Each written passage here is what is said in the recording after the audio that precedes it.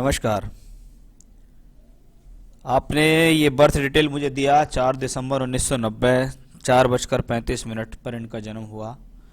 और आपने इससे पहले अपनी हॉरोस्कोप का भी एनालिसिस कराया था, कुंडली का मिलान भी कराया था, और उसी कुंडली मिलान में से एक इंडिविजुअल हॉरोस्कोप मेरे सामने है कि अब जब शादी पक्की हो गई है, रिश्ता यहाँ करना है, तो इनके बारे में और कुछ भी जान लेते हैं।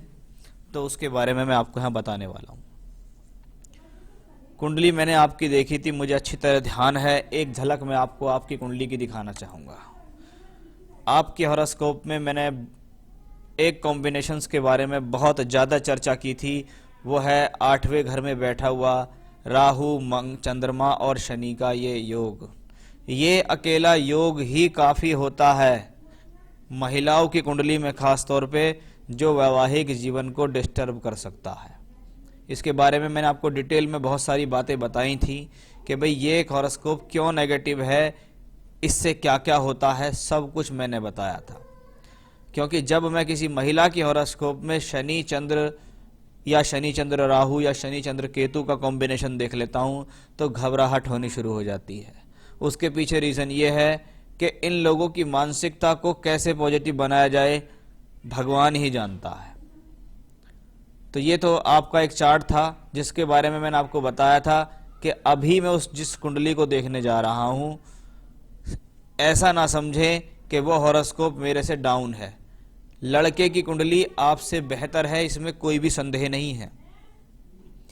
चाहे वो मेंटली तौर पे हो, चाहे वो फिजिकली तौर पे हो, मानसिकता के हिसाब से हो, चाहे वैवाहिक जीवन के हिसाब से हो। चलिए आते हैं उस कुंडली के ऊपर। वृषभ लगन की हॉरोस्कोप है, शुक्र का लगन है, लग्नेश शुक्र है, लगन को वापस देखता है। यहां पर मंगल और शुक्र का राशि परिवर्तन योग है।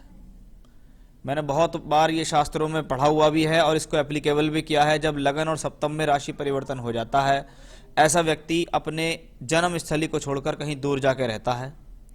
इसको ये भी कह सकते हैं कि हो सकता है ये भविष्य में विदेश में जाकर सेटल हो जाए।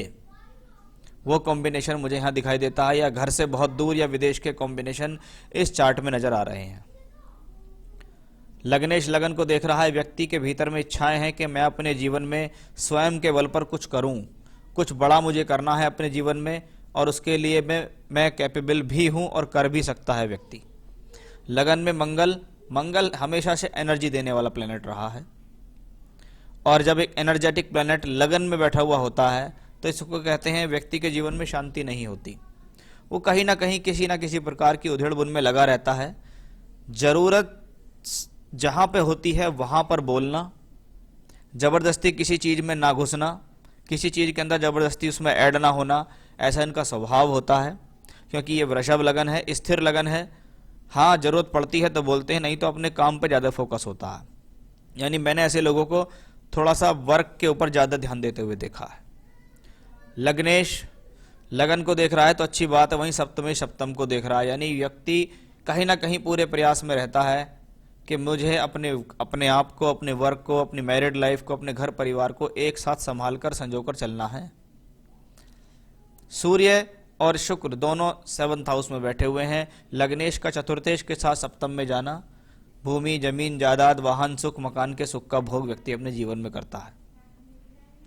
चंद्रमा के बारे में बात करते हैं कि चंद्रमा इस कुंडली में मिथुन राशि में विराजमान है। जब वायु तत्व राशि में चंद्रमा विराजमान होता है और वो वाणी के भाव में बैठा हुआ हो तो वाणी में सौम्यता देता है, वहीं विचारों के अंदर आवागमन देता है। व्यक्ति के लाइफ में किसी न किसी प्रकार के विचार चलते रहते हैं, वो कोई ना कोई योजनाओं के बारे में सोचता रहता है अपने जीवन में।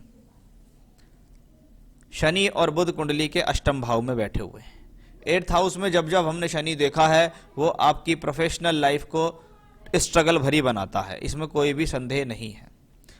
जब योग कारक शनि यानी भाग्य और कर्म का मालिक जब बैठ जाए कुंडली के अष्टम भाव में, तो व्यक्ति के जीवन में प्रोग्रेस थोड़ी स्लो होती है, लेकिन जो होती है वो स्ट्रांगली होती है।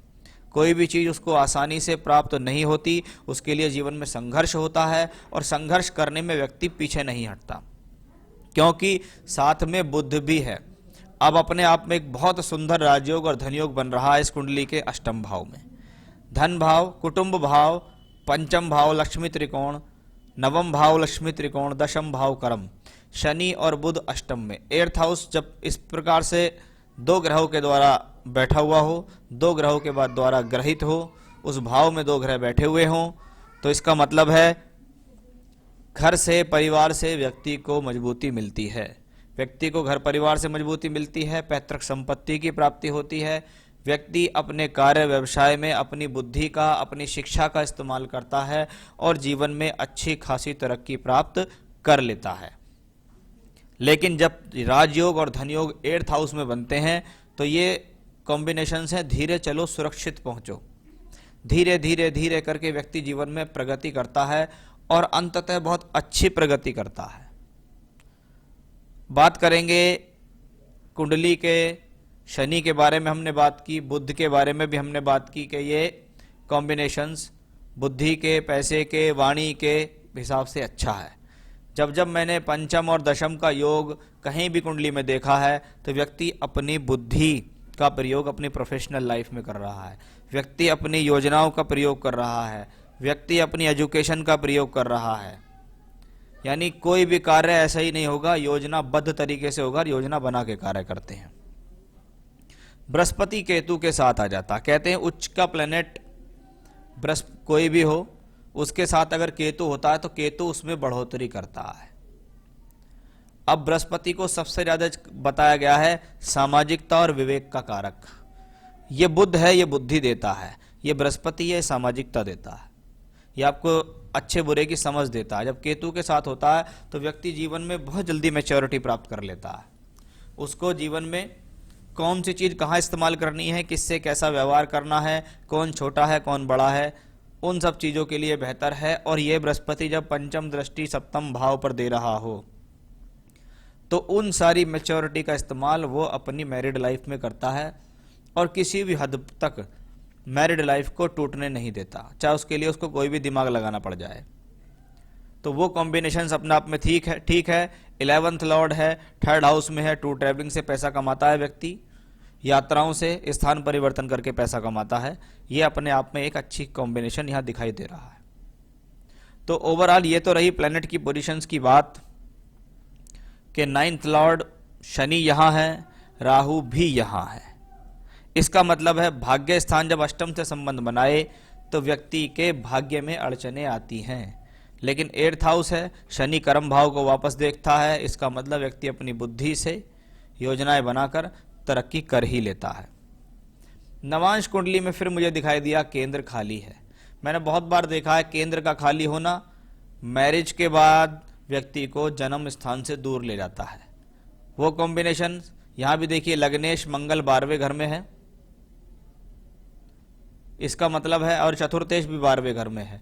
यानी इस हॉरोस्कोप में जन्म स्थान से दूर जाकर रहना या विदेश में जाकर कोई अपॉर्चुनिटी टकरा जाए उस पे जाके काम करना भी ऐसी हॉरोस्कोप में यहां दिखाई दे रहा है। बाकी लगन को बृहस्पति की दृष्टि है, यहां भी पंचम और नवम के मालिक एक साथ हैं, यहां भी पंचम नवम के मालिक एक साथ हैं। अपने आप में लक्ष्मी त्रिकोण रिपीट हो रहा है।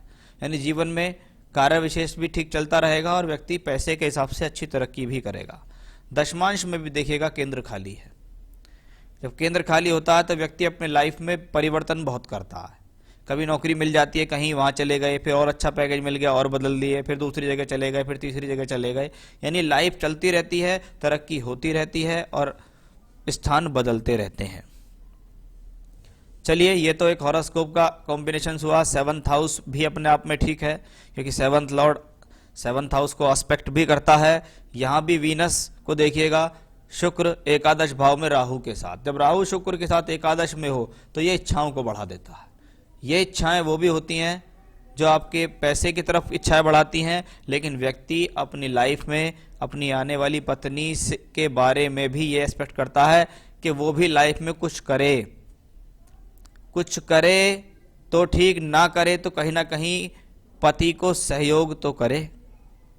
क्योंकि ये भाव 7th हाउस जब 11th में हो तो आप ये वृद्धि का भाव है। व्यक्ति स्वयं भी लड़की से अपनी पत्नी से, अपने ससुराल वालों से एक्सपेक्टेशन करता है कि हाँ, अगर मैं अपने लाइफ में कुछ बेहतर कर रहा हूं तो आप भी मेरे लिए कुछ बेहतर करें। वो चाहता है कि हर कोई व्यक्ति अपने जीवन में तरक्की करे और मेरी पत्नी या तो मुझे सहयोग दे, चाहे वो प्रोफेशनली सहयोग दे, नहीं तो मानसिक तौर पे भी सहयोग दे, क्योंकि उसको जीवन में तरक्की करनी होती है। यहाँ सप्तम भाव का मालिक मंगल वहाँ द्वादश में बैठा है, फिर से इंडिकेशंस आता है कि जीवन में परिवर्तन होने वाले हैं। और आप देखिएगा मई 2021 शनि में मंगल मई 21 से जून 22 के बीच आ रहा है। निश्चित है इस व्यक्ति को कोई ना कोई स्थान परिवर्तन आने वाले समय में होने वाला है। या तो स्थान परिवर्तन होगा, या इसको ये कह सकते हैं दूर स्थान पे नौकरी लग जाना, या ऐसे समय में कोई विदेश का ऑफर मिल जाए, क्योंकि मई 21 से लेकर अप्रैल 25 शनि में मंगल और शनि में राहु, ये जो दशाएं आ रही हैं ये दूर स्थान से तो जोड़ ही रही हैं, साथ ही साथ विदेश से भी संपर्क साधने में है।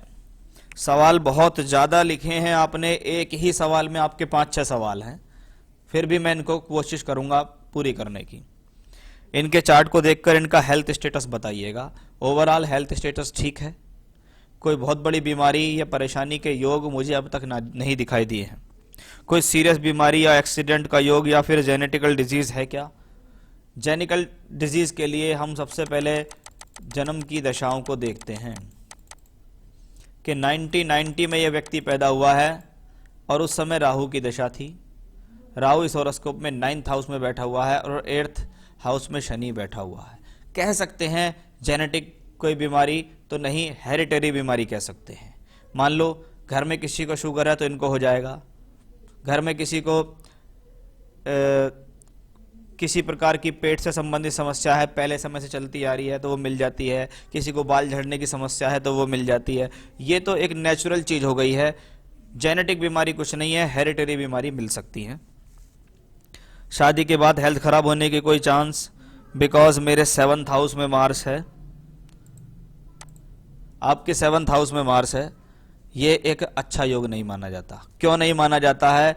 लग्नेश एक तो लगन को देखता है, दूसरा ये मंगल आपके 2nd हाउस को भी देखता है और वहाँ वाणी का कारक बुध है।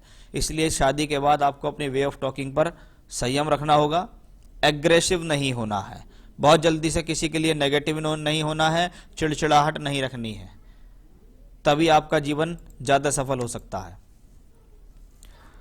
और इनका प्रोफेशन वो मैंने बता दिया, कैरियर, प्रॉपर्टी, फेम, आने वाले समय में पैसा भी अच्छा है, प्रोफेशनल लाइफ भी अच्छी है, अपनी लाइफ में अच्छी सेविंग कर पाएंगे, बिल्कुल कर पाएंगे, अपनी फैमिली को अच्छी लाइफस्टाइल दे पाएंगे, बिल्कुल दे पाएंगे। शादी हम दोनों के लिए भाग्योदय बनेगी क्या? बिल्कुल बनेगी। इनके चार्ट से तो दिखाई क्लियर दे ही रहा है कि हाँ जी, आप इनके लिए भाग्योदय बनेगी, लेकिन प्रॉब्लम आपके लिए है। आपका 7th लॉर्ड वीनस देखिएगा यहाँ 6th हाउस में पड़ा हुआ है, ये एक प्रॉब्लम का विषय है, यानी ज़्यादा प्रॉब्लम आपके चार्ट से दिखती है। अगर जीवन में कोई समस्या शुरू होंगी तो वो आपकी तरफ से शुरू होंगी, ये व्यक्ति कहीं ना कहीं उन समस्या को दबाने का प्रयास रखेगा। ये और ससुराल वाले मेरे लिए सपोर्टिव होंगे या नहीं? आपका 8th हाउस हमेशा कुंडली के अंदर 8th हाउस, नवांश कुंडली में खासकर इसके लिए देखते हैं ससुराल, और वहां पर राहु चंद्र शनि। ससुराल पक्ष खराब नहीं है, खराब कहीं ना कहीं मानसिकता है। एक व्यक्ति जब अपनी मदर यानी लड़की 25, 26, 30 साल तक अपने माता पिता के यहाँ रहती है तो वो राजा जैसा जीवन व्यतीत करती है, जो मांगा वो हुआ, जो जिद करी वो पूरी कर दी। लेकिन अगर वही सारे योग जाके उसको ससुराल में मिल जाएं तो ऐसा पॉसिबल नहीं है।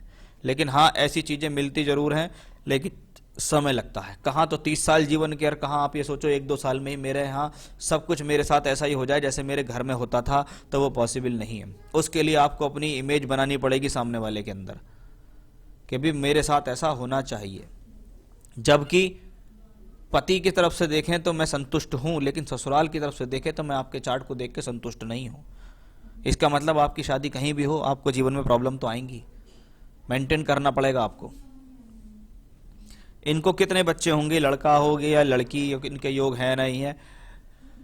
देखिए, आप लड़का और लड़की में सबसे ज़्यादा देखा जाता है कि लड़की की कुंडली क्या कहती है। वैसे आप दोनों की कुंडली में जो मेल चाइल्ड के कॉम्बिनेशंस हैं, क्योंकि लड़की की कुंडली से ज़्यादा देखे जाते हैं, तो आप दोनों के भाग्य से मुझे फीमेल चाइल्ड का कॉम्बिनेशन ज़्यादा दिखाई देता है बनिस्पत मेल चाइल्ड के।